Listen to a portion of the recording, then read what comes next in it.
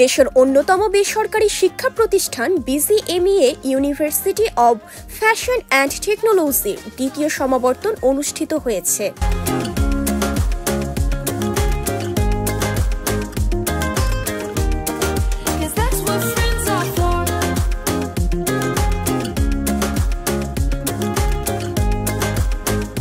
শনিবার পূর্বাঞ্চলে বাংলাদেশ চীন মৈত্রী প্রদর্শনী কেন্দ্রে এই সমাবর্তন অনুষ্ঠিত হয়।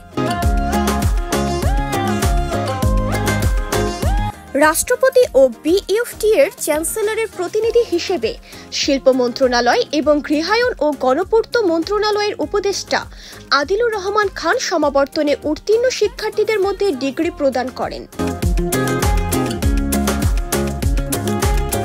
আপনারা তৈরি করে দেবেন বাংলাদেশ কিভাবে গড়ে উঠবে, বাংলাদেশ আর কখনোই আগের জায়গায় যাবে। এই বাংলাদেশকে তৈরি করার জন্য যে স্বপ্ন, যে আকাঙ্ক্ষা, যেই আত্মবিসর্জন, তার ভিত্তিতে নতুন বাংলাদেশকে গড়ে তোলার জন্য আপনাদের ভূমিকা অত্যন্ত গুরুত্বপূর্ণ। ইয়াং ওয়ান কর্পোরেশনের চেয়ারম্যান ও বিশিষ্ট শিল্পপতি কি হাক সাং সমাবর্তনে বক্তব্য প্রদান করেন। We could make sizable volume of investment in the country. We are proud to be the first man-made fiber product exporter to the world.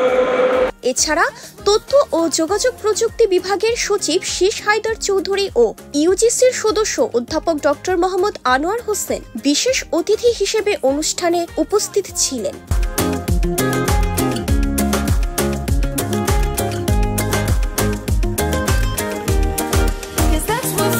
সমাবর্তন অনুষ্ঠানে বিশ্ববিদ্যালয়ের বিভিন্ন প্রোগ্রাম থেকে উত্তীর্ণ ২,৭৩১ জন শিক্ষার্থীকে ডিগ্রি প্রদান করা হয়।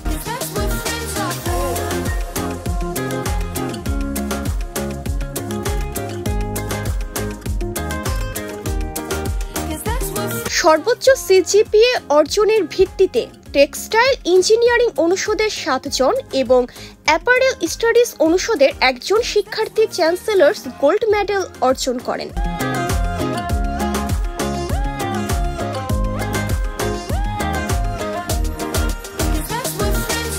গোল্ড মেডেলের পরিকল্পনা তো কখনোই ছিল না। ইভেন আমি আজকে যখন আসছি আমি জানতামও না যে আমাকে গোল্ড মেডেল দেওয়া হবে। ফোকাস করছি স্কিল আর নলেজের উপর।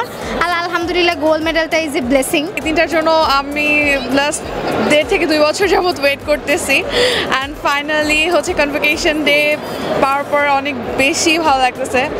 একদিক থেকে ভালো লাগা কাজ করতেছে, আর একদিক থেকে খুবই ইমোশনাল ফিল করতেছি, বিকজ আজকের পর হয়তো আমার ফ্রেন্ডস আমার ইউনিভার্সিটিতে অত একটা যাওয়া হবে না, ফ্রেন্ডসদের সাথে দেখা হবে না।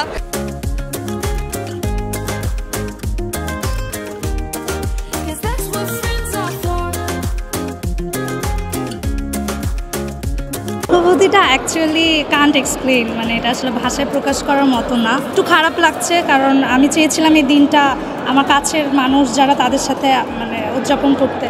তো যেহেতু আজকে আমার নানু, আপু, নানা ভাই, দাদা ভাই কেউ নাই, তো ওই দিক থেকে একটু খারাপ লাগছে।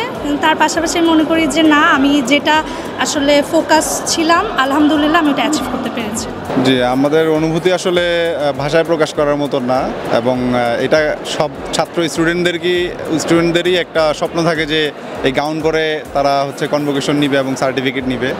সো আজকে আমাদের এই স্বপ্নটা পূরণ হলো, সেই জন্য অবশ্যই বিএফটি কর্তৃপক্ষকে আমরা ধন্যবাদ দিচ্ছি। একাডেমিক ক্যারিয়ার লাইফ থেকে আমরা এখন প্রফেশনাল লাইফে প্রবেশ করেছি। সেখানে আমাদের ইউনিভার্সিটি থেকে একটা গ্র্যাজুয়েশন প্রোগ্রাম অর্গানাইজ করেছে, যেটা এত সুন্দর করে অর্গানাইজ করেছে। এই অনুভূতিটাই সত্যি আসলে অন্যরকম বলার মতো।